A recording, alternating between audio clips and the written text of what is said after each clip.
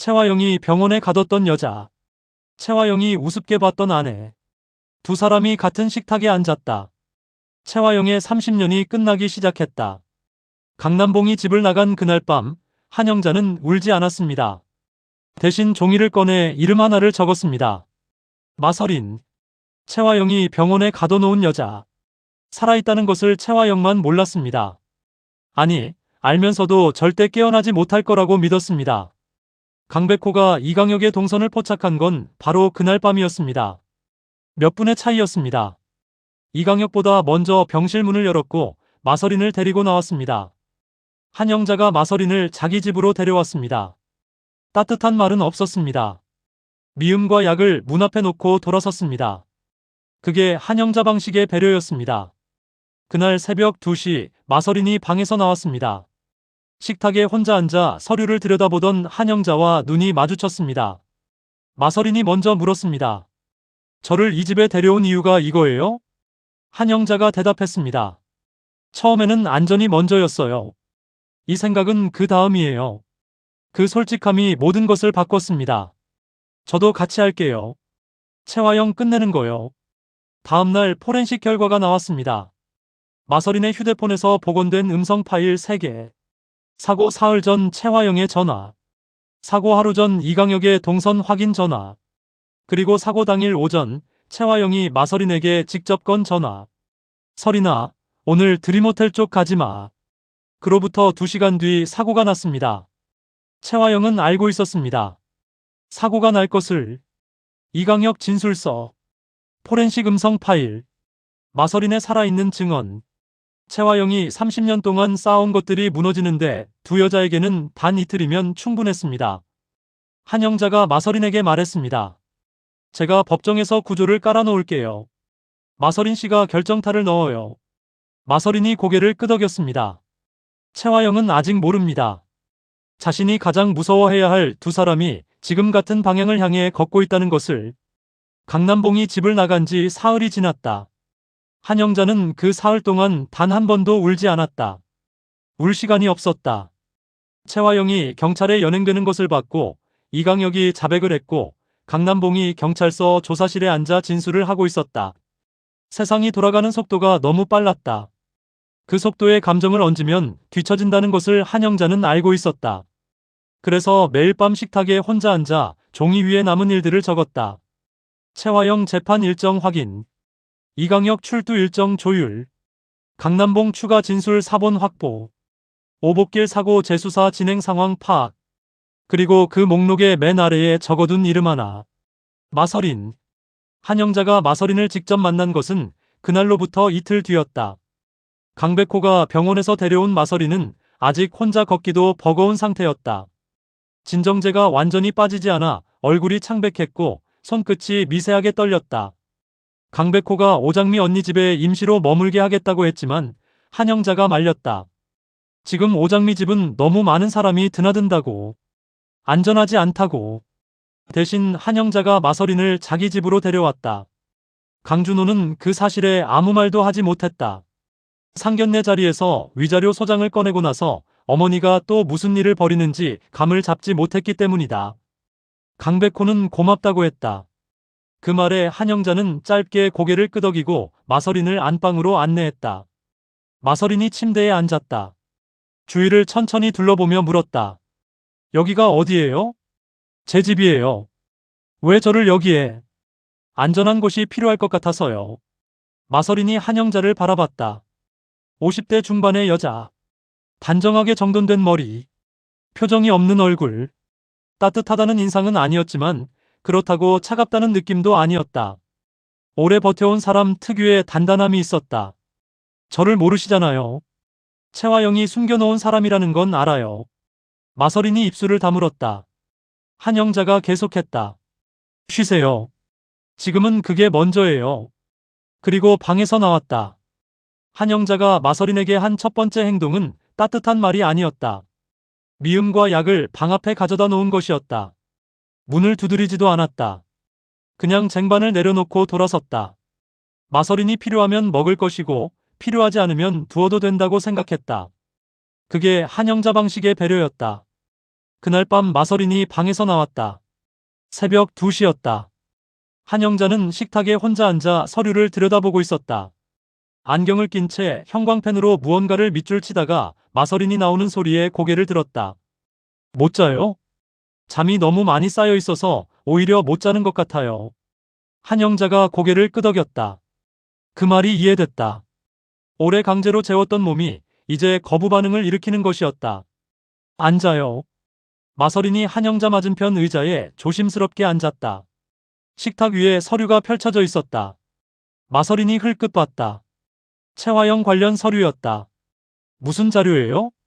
채화영 변호인단이 법정에서 쓸 반론 전략이에요. 미리 입수한 거. 마서린이 눈을 가늘게 떴다. 한영자가 서류를 마서린 쪽으로 밀었다. 마서린이 천천히 읽어내려갔다.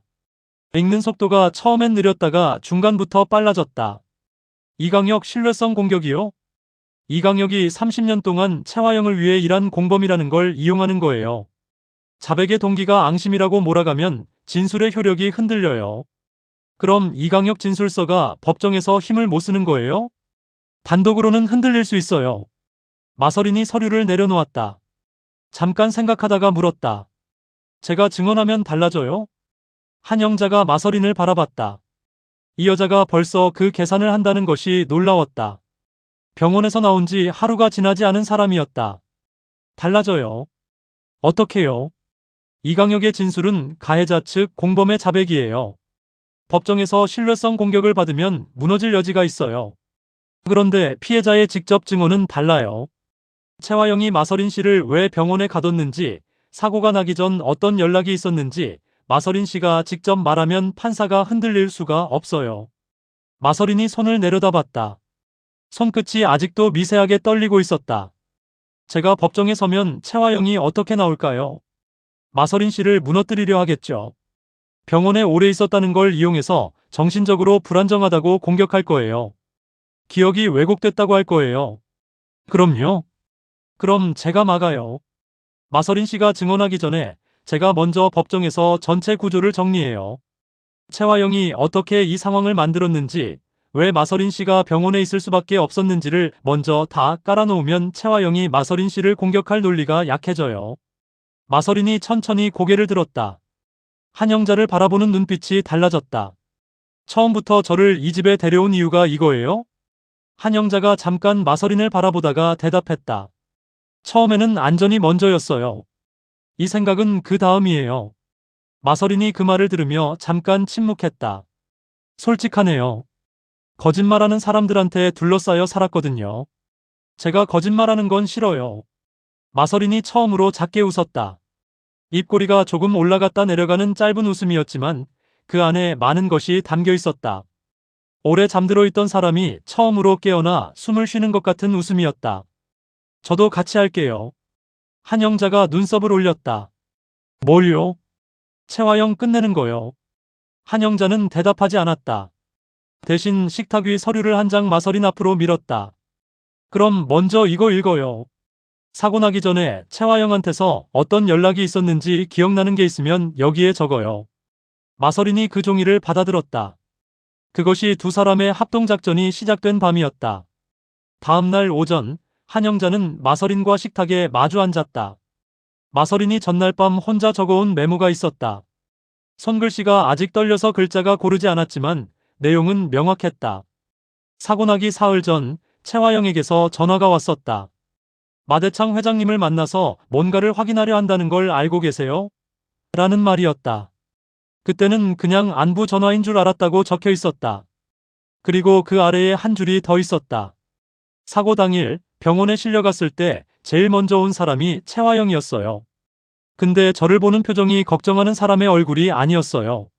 한영자가 그 메모를 오래 들여다봤다. 채화영이 뭐라고 했어요? 병원에서 다 잘 될 거라고 했어요. 쉬면 된다고. 아무 걱정 말라고.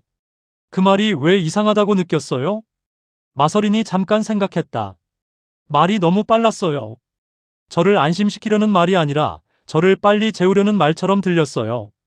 그리고 채화영이 제 손을 잡는데 차가웠어요. 걱정하는 사람 손이 아니었어요. 한영자가 메모 위에 펜으로 동그라미를 쳤다. 이거 중요해요. 법정에서 그대로 말해요. 말이 빨랐다는 것도, 손이 차가웠다는 것도. 그게 증거가 돼요? 단독으로는 아니에요.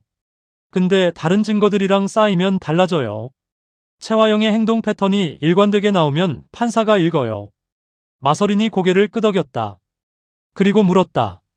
저한테 법정 증언 훈련을 시킬 거예요? 훈련이라기보다는 정리예요. 마서린 씨가 알고 있는 것들을 체계적으로 꺼낼 수 있도록 같이 순서를 잡는 거예요.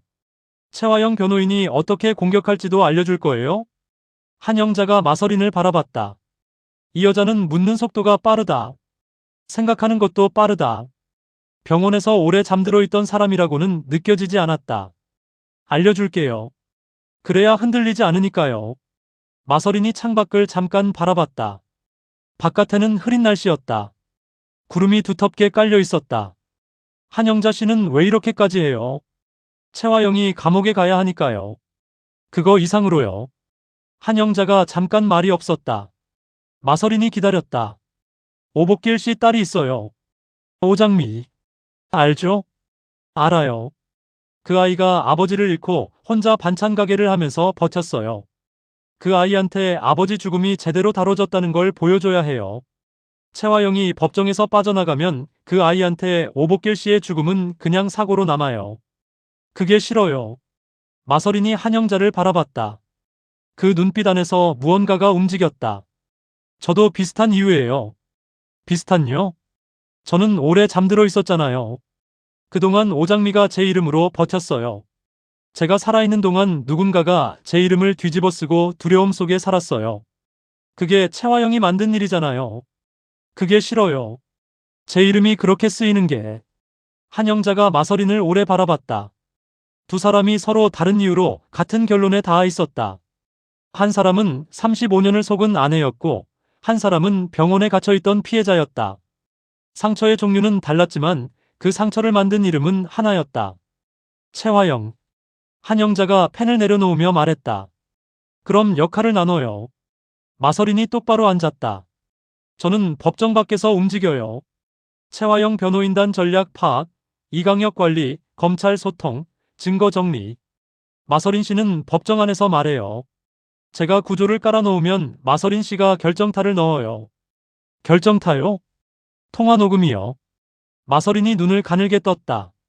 제 휴대폰에 자동 저장 앱이 깔려 있었어요. 사고 전 채화영한테 받은 전화 내용이 저장돼 있을 수 있어요. 그 휴대폰이 아직 있으면요. 한영자가 조용히 말했다. 그 휴대폰 어디 있는지 알 수 있어요? 마서린이 잠깐 생각했다. 사고 나던 날 핸드백에 있었어요. 병원에 실려갈 때 핸드백도 같이 갔을 거예요. 그런데 병원에서 제 개인 물건이 어디로 갔는지 모르겠어요. 채화영이 가져갔을 가능성이 있어요. 아니면 병원 어딘가에 있거나요. 두 사람이 동시에 같은 생각을 했다. 병원. 그 병원은 채화영 측이 관리하던 곳이었다. 마서린의 소지품이 아직 그곳에 있을 가능성이 있었다. 한영자가 강백호에게 전화를 걸었다. 두 번의 신호 뒤 강백호가 받았다. 어머니. 백호야, 마서린 씨가 입원해 있던 병원에 마서린 씨 개인 물건이 남아있는지 확인해 줄 수 있어. 무슨 물건이요? 핸드백이요. 안에 휴대폰이 있을 수 있어. 잠깐 침묵. 혹시 채화영한테서 받은 전화 녹음이요? 한영자가 마서린을 바라봤다. 마서린이 고개를 끄덕였다. 그래. 강백호가 잠깐 생각하다 말했다. 어머니, 그 병원은 이제 경찰이 수사 중이에요. 마서린 씨 소지품도 증거물로 보관됐을 가능성이 있어요. 제가 담당 형사한테 연락해 볼게요.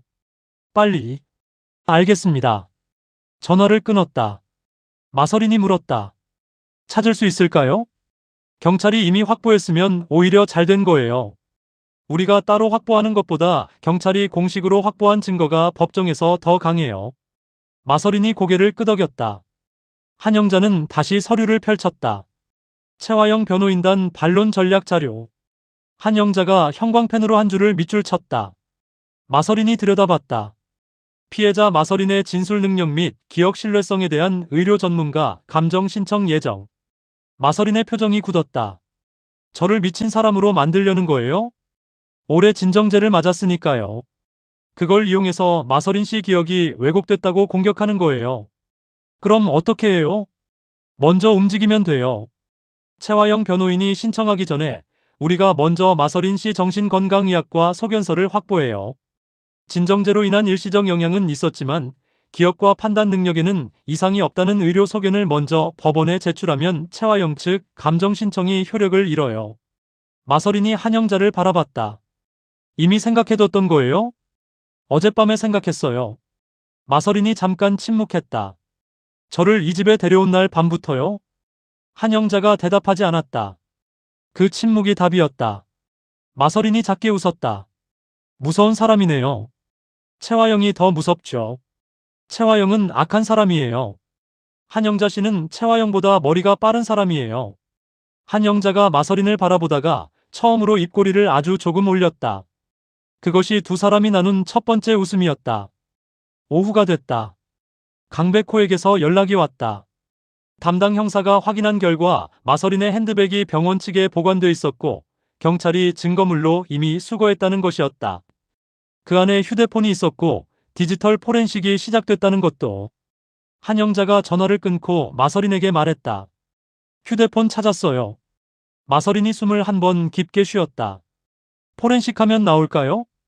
앱이 깔려 있었다고 했죠. 앱에 저장된 데이터는 웬만해서는 지워지지 않아요. 최화영이 휴대폰을 직접 가져간 게 아니라 병원에 남아 있었다면 더 가능성이 높아요. 최화영이 가져가지 않은 이유가 뭘까요? 한영자가 잠깐 생각했다. 마서린 씨가 다시 깨어날 거라고 생각 안 했을 거예요. 그 말이 방 안에 잠깐 무겁게 내려앉았다. 마서린이 창밖을 바라봤다. 오후 햇살이 구름 사이로 잠깐 비쳤다가 다시 가려졌다. 제가 안 깨어났으면 최화영이 이겼겠죠. 그렇겠죠. 그런데 깨어났어요. 깨어났죠. 마서린이 한영자를 돌아봤다. 잘 됐네요. 한영자가 고개를 끄덕였다. 잘 됐어요. 그날 저녁 마서린이 정신건강의학과 소견서 발급을 위해 병원에 갔다 돌아온 뒤 두 사람은 다시 식탁에 앉았다. 한영자가 두 장의 종이를 마서린 앞에 내려놓았다. 이게 뭐예요? 법정 증언 순서예요. 제가 먼저 섰다가 내려오면 마서린 씨가 올라가는 순서예요. 제가 법정에서 어떤 순서로 어떤 말을 할지 여기 적어뒀어요. 마서린 씨는 그걸 보고 자기가 이어받을 부분을 정하면 돼요. 마서린이 종이를 읽어 내려갔다. 한영자의 증언 순서가 촘촘하게 적혀 있었다. 최화영의 30년 범죄 구조를 어떤 순서로 설명할지, 이강혁 진술서를 어느 시점에 제시할지, 변호인의 이해 신청에 어떻게 대응할지까지. 그리고 마지막 항목에 이렇게 적혀 있었다. 마서린의 증언이 시작되기 직전 판사에게 한 가지를 요청한다. 이 여자가 얼마나 오래 잠들어 있었는지, 그리고 왜 잠들어야 했는지를 먼저 들어달라고. 마서린이 그 항목에서 눈이 멈췄다. 이게 제 이야기를 먼저 들어달라는 거예요? 마서린 씨가 증언하기 전에 판사가 마서린 씨의 상황을 충분히 이해하고 있어야 해요. 그래야 최화영 변호인이 기억 신뢰성을 공격해도 판사가 흔들리지 않아요. 마서린이 종이를 내려놓았다. 한영자 씨. 한영자가 눈을 들었다. 저를 위해서 이걸 한 거예요. 아니면 최화영을 끝내기 위해서예요? 한영자가 잠깐 마서린을 바라봤다. 둘 다예요. 마서린이 고개를 끄덕였다. 그 대답이 마음에 들었다. 불쌍하다는 말도 도와주겠다는 말도 아니었다. 그냥 둘 다라는 말. 이용하는 것도 아니고 희생하는 것도 아닌 같은 목표를 가진 두 사람의 동맹이라는 말이었다. 언제부터 시작해요? 내일부터요. 마서린이 종이를 다시 집어들었다. 한영자는 새 형광펜을 꺼냈다.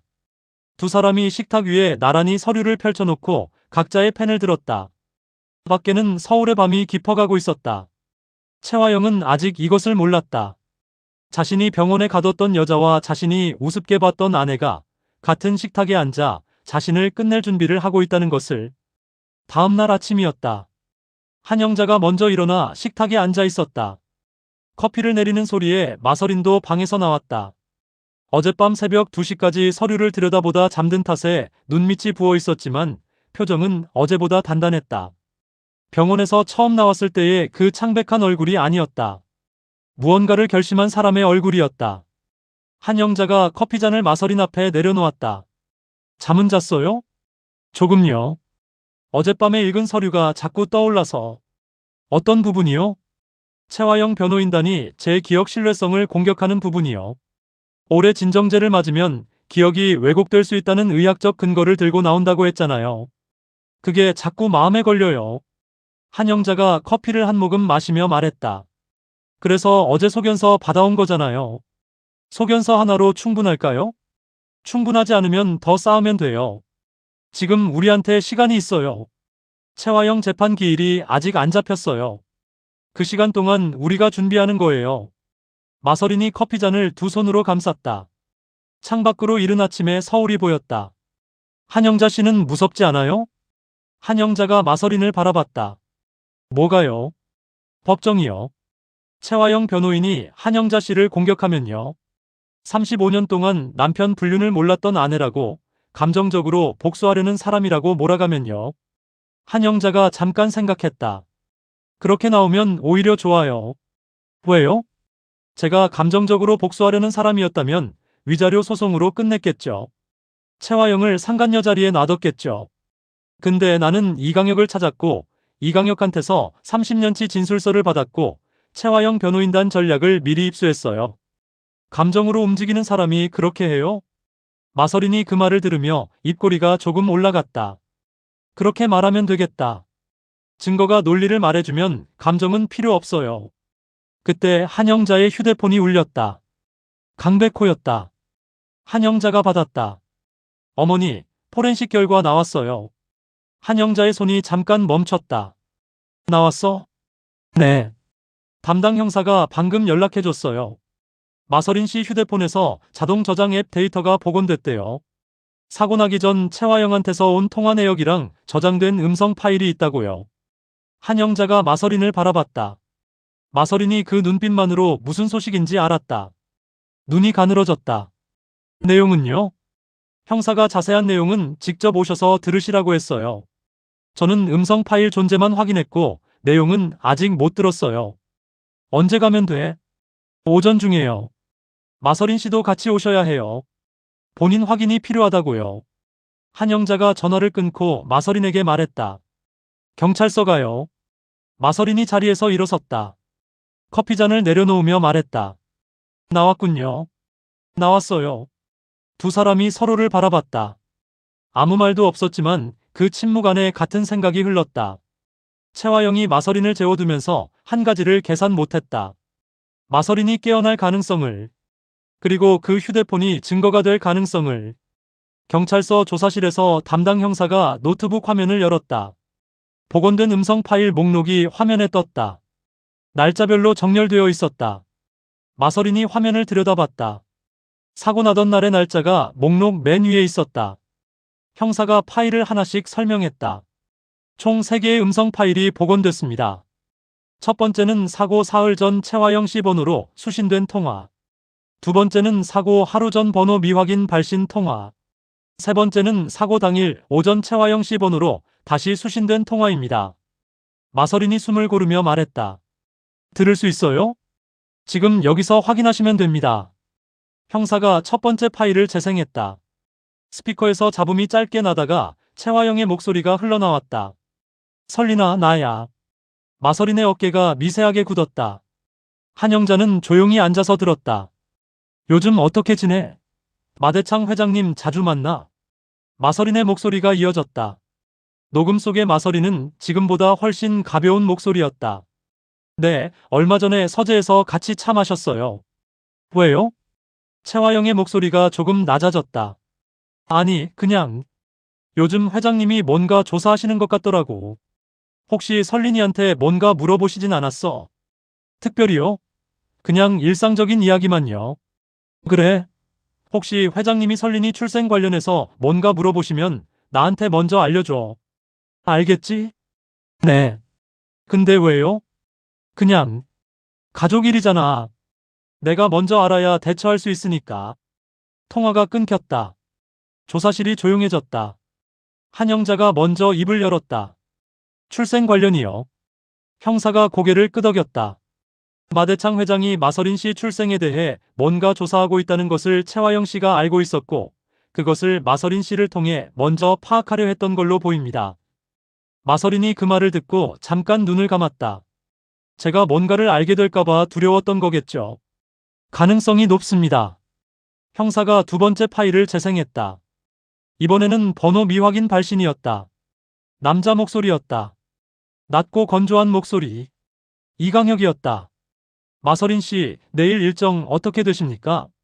녹음 속 마서린이 대답했다. 오전에 드림호텔 쪽에 잠깐 들르려고요. 왜요? 그냥 확인차요. 조심히 다니세요. 짧게 끊겼다. 이강혁의 목소리는 평범했다. 하지만 그 평범함이 오히려 더 이상했다. 조심히 다니라는 말. 그 말이 경고였는지 확인이었는지 어느 쪽이든 이강혁이 이미 다음날 무슨 일이 일어날지 알고 있었다는 의미가 됐다. 한 형자가 형사에게 물었다.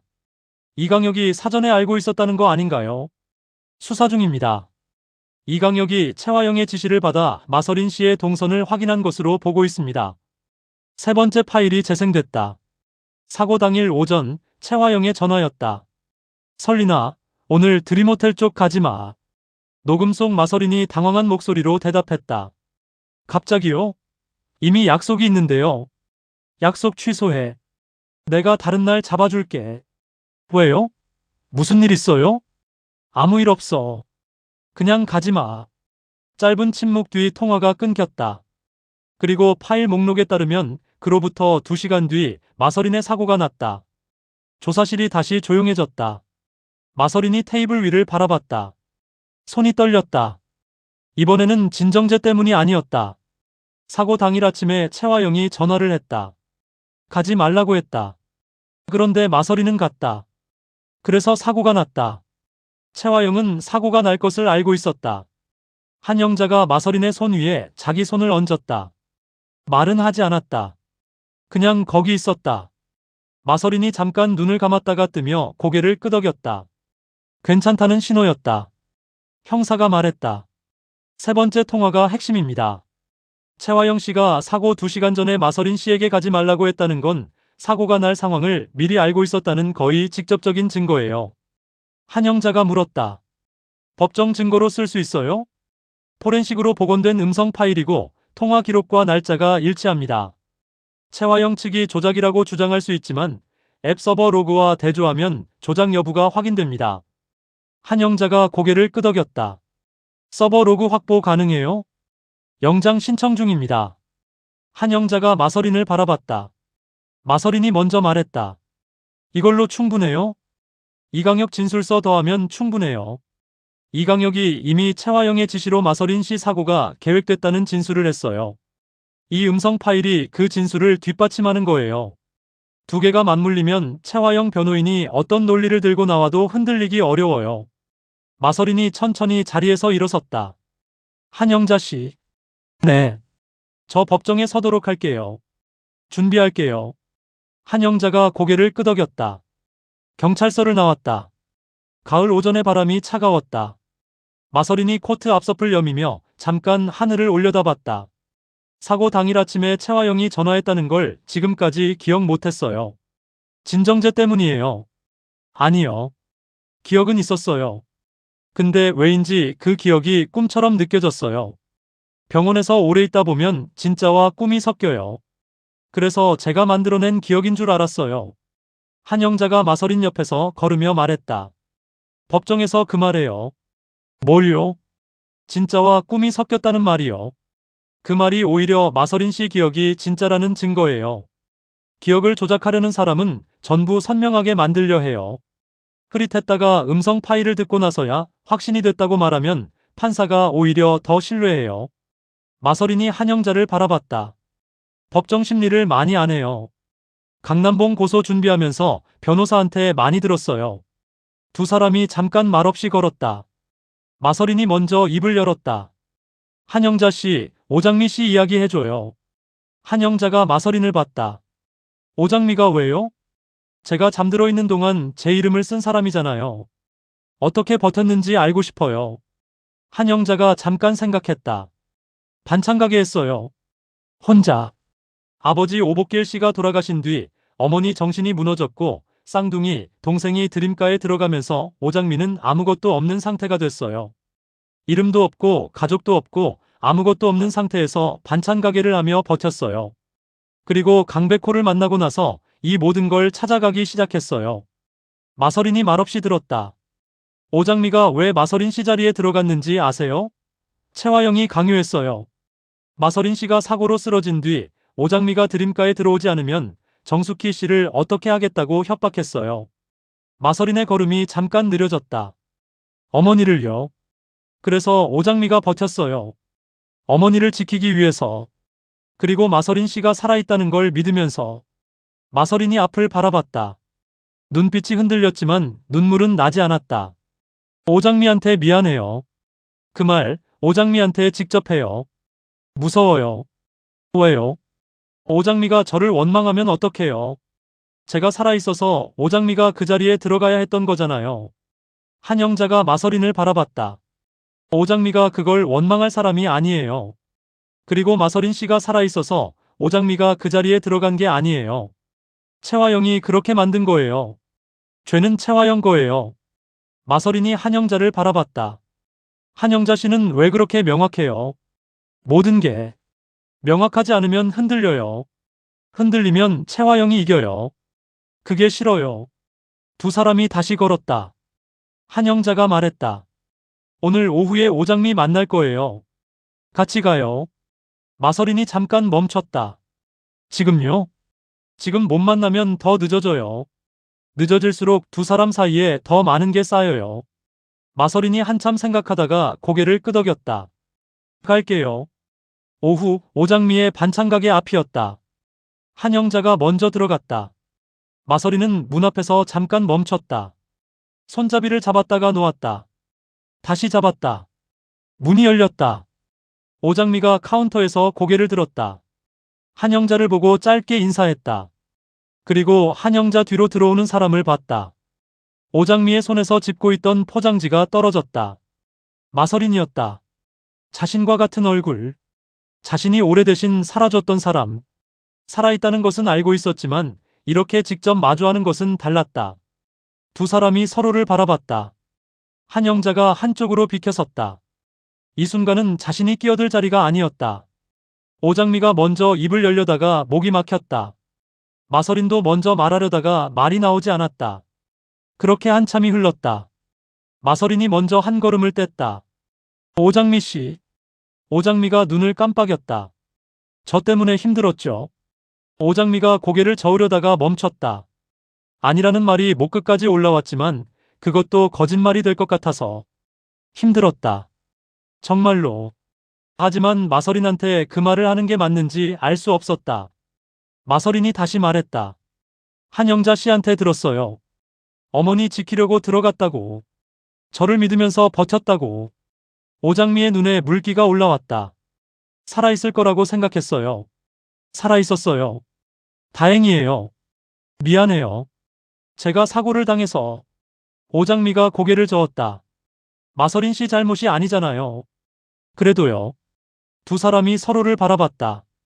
한영자가 조용히 뒤에서 그 모습을 보았다. 아무 말도 하지 않았다. 이 장면을 서두르면 안 됐다.